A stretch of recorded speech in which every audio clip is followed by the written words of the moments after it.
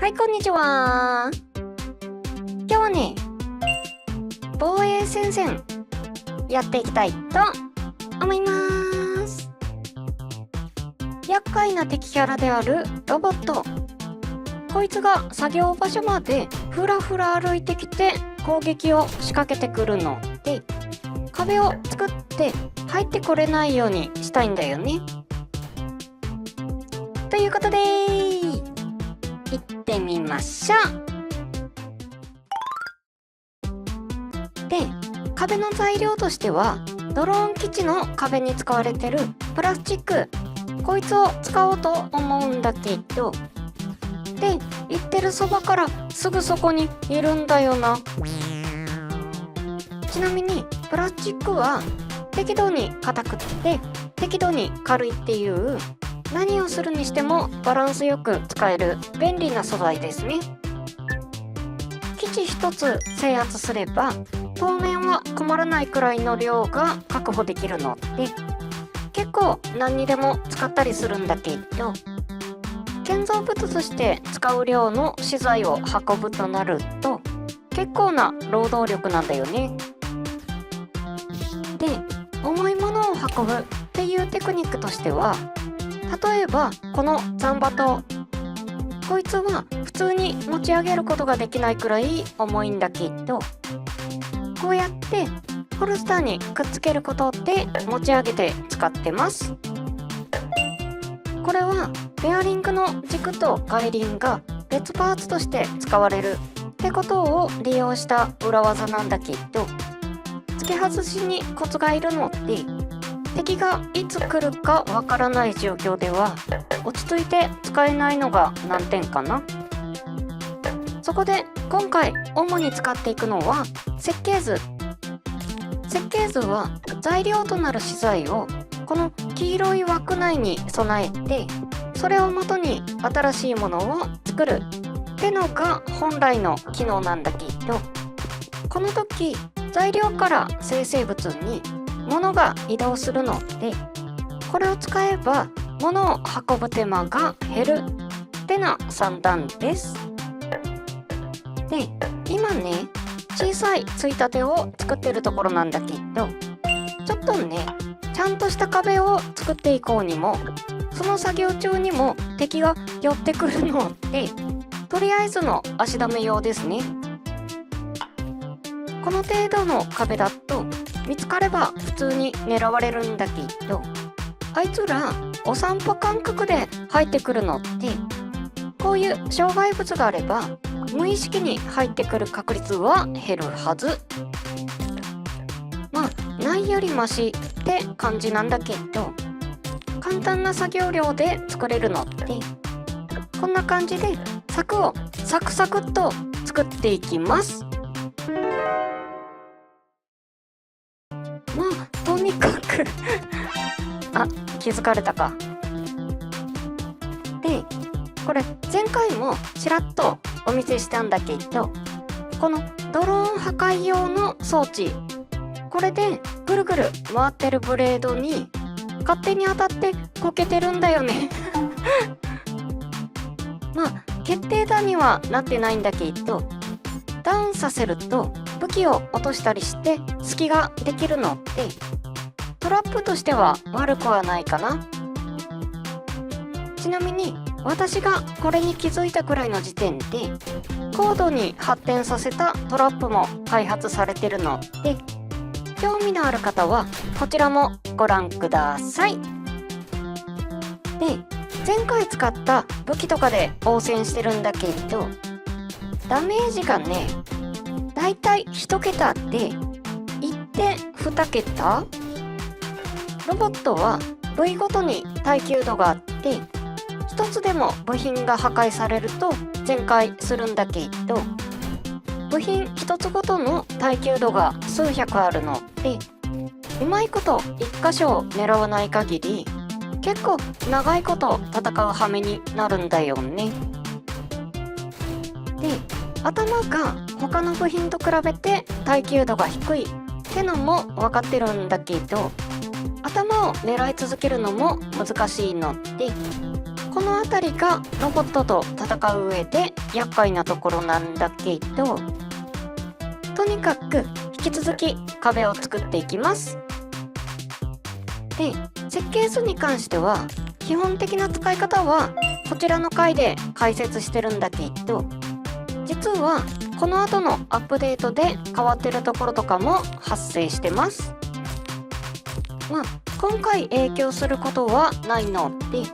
それはまた別の機会に置いといて。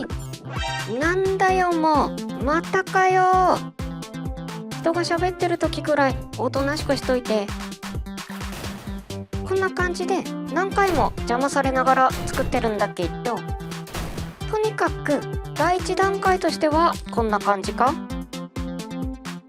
引き続き本格的に壁を作っていきます。ちなみに設計図は電力を使うので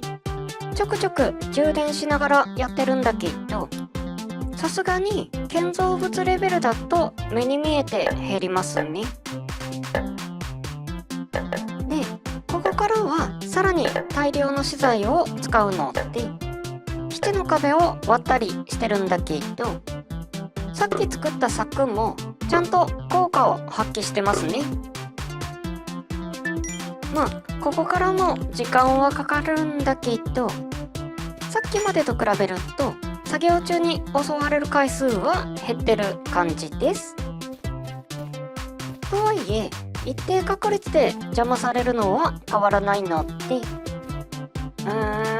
こんにゃろ。慌てて逃げた上でその辺にあった木でぶん殴ってるんだけど、さすがに話にならん。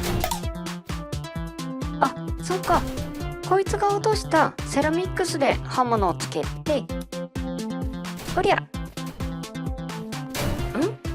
ちょっと待って。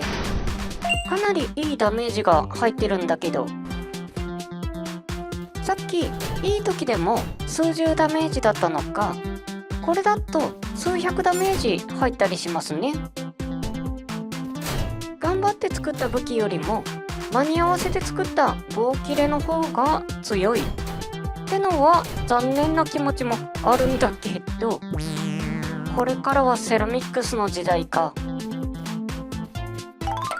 はい、とにかく引き続き壁を作っていきます。で、相変わらず途中何回も敵に邪魔をされながら進めてるんだけど、壁さえあればビームは完全に防げるので、ビーム砲を持ったタイプは怖くないですね。ただビーム砲を持ってても一定確率で勝手に転んで武器を落とすことがあって、一度武器を落とすと殴り武器を拾うことが多いみたいなので、相変わらず油断できないかな。それはそうと、こうやって何回も倒してるとセラミックスもある程度溜まってきて、さすがに棒切れで戦うのもいまいちなので武器っぽく作るか。多分その辺歩き回ればもっと転がってるはずなんだけど、それは後で回収しましょうかね。ちなみに歴史上の防衛戦としては中国の万里の長城とかフランスのマジノ戦あたりが有名かな。フィクションだと進撃の巨人あたりがまだ熱が冷めないところだと思うんだけど、いずれにしても一人であれだけ大規模な防衛戦を作るのは難しそうですね。とはいえ今回のこの壁も一人で作るにしてはかなり大規模な工事をやってるわけなんだけれど、この世界では100キロくらいだとなんとか運べるし、何にしても設計図が魔法みたいな感じで使えるのがでかいかな。とかなんとか言ってるうちに、かなり形になってきました。ここまでやれば勝手に入ってくるってことはなくなったので、ここで休憩がてら散らばった資材を回収しときますか。なんかかね、これいっぺん集めても勝手に入ってきたロボットが武器として使っちゃって、それを倒してまた拾い集めてもまた武器として持っていかれるっていうのの繰り返しなんだよね。最悪一緒に他の部品をくっつけてるとお構いなしにそれで殴ってきて壊したりもするし、勝手に持っていかれない方法としてはどこかに固定しとくってのが手っ取り早いかな。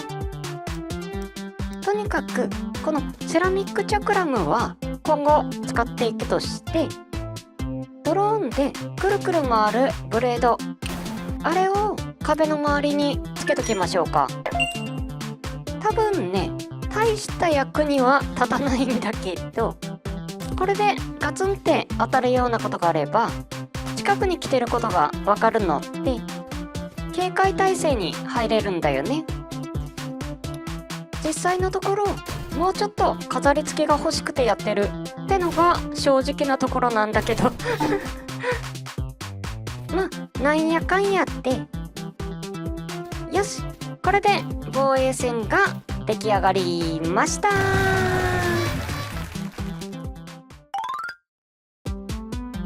ということで防衛戦線やってみたわけなんだけど、いかがだったでしょうか。これね、徹底的にやろうとするとキリがないので今回はこれでまとめたわけなんだけど、これ壁があっても探知されると壁を回り込んでくるみたいなんだよねこれは作ってる最中でも気づいてたことでもあるんだけど、ちゃんとそういう判断能力があるのは驚きですね。あとロボットは視界でこちらを探知するみたいなんだけど、一見壁で視界が遮られてるはずっていう状態でも探知されたりすることがあって、